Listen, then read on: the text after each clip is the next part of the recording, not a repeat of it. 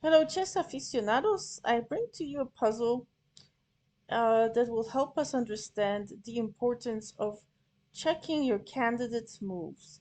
Now, candidate moves are moves that you can make in your head to see what would be the best. So remember, it is now black to play in this puzzle, and you have to find the candidate moves that you want to do that would be best for your position, right? So, remember, checks, captures, and threats. So if you've just followed that rule, you might not go where you need to go because remember, do you want to win or do you want to draw? Do you want to draw or do you want to win?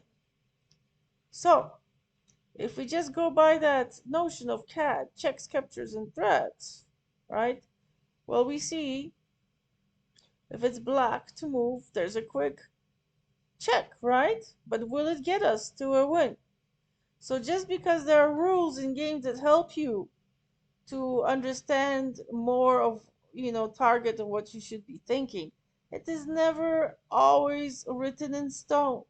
So that's why you always technically have to remember the rules but also be creative enough to see that.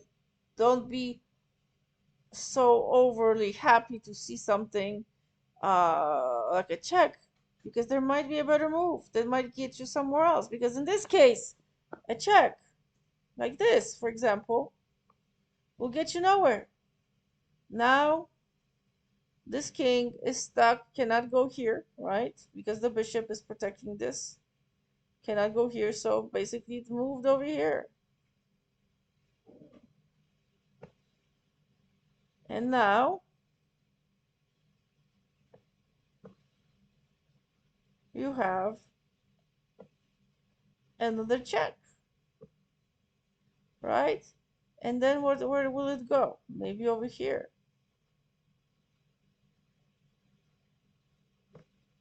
Well, then you have another check.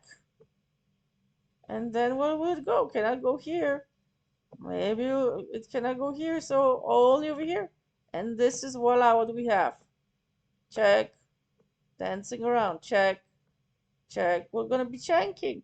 What does this mean? Perpetually checking, doing something perpetually here. It is a draw. So do you want to draw? That's why you always have to think, where is this something going to get me? That's why you have to think in, I would say, like groups, or like, a bunch of grapes in bunches, okay? In sort of like sectors or sections of moves. So obviously in this case a check will not be the best option because it will lead you to perpetual check. That means it's a draw. That means you get half a point in tournament jargon. So you also have to be very aware of the whole board, not just focus. This is where the action is, but not really, because there's more action coming down here. With one more move, we have we're queening here with white. Okay, and see where seems to be ahead in material, right? So if you try to focus on this, oh my gosh, I'm panicking, they're ahead in material, I should even try, blah blah blah blah blah. No, no, no, no. You always have a unique position. Do not. This is where the mentality, the psychology of chess comes into play. If you're just counting ducks with ducks, and you're saying to yourself, "Oh, they've got more material than me. I'm just a goner. I should just resign." That is not how we play chess.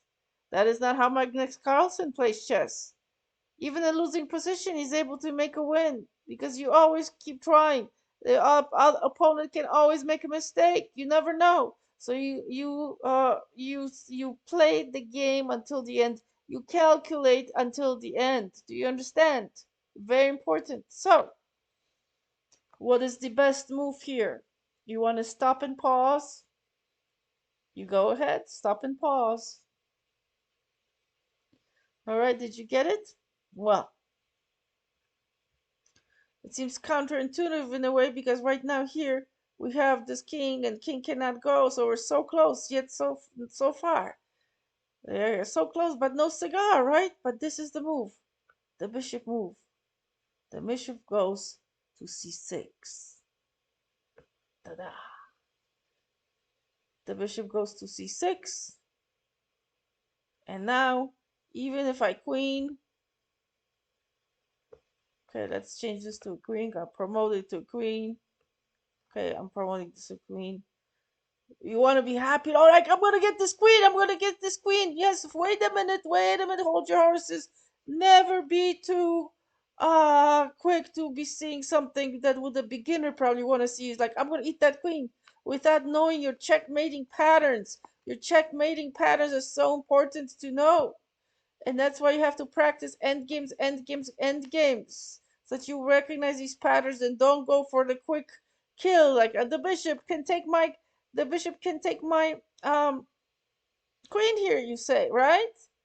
But then you just continue playing because now you always have to always check for the checks. But in this case, if your is black to move, instead of taking the queen, which would be very appetizing, especially for those beginners who might not know check patterns and the checkmating patterns as well, do not get caught in that trap of just quick movements because you recognize something. Challenge yourself, stretch your brain, be a taffy, stretch it. Because right here, what is the move for checkmate? What is it? You've got it right. If we move the rook up to a8, voila. What do we have, everybody? A checkmate. So here we have a check, and then the king is stuck. This his own pawn is prohibiting from escaping, and we have a checkmate. Look at this. Looks like so open right here. We still have a queen. We have a knight. Yet they're useless. They're useless because you were able to recognize a checkmating pattern. So what do? We practice a lot of endgames, everybody. That's what we do. Puzzles help us get there. So do your puzzles, but also when you're playing a game, do not just go for the quickest thing you see. As they say, when you see a move, find a better one. Especially in this case, just because you could have gotten a check, as I showed you, it would have led to a draw.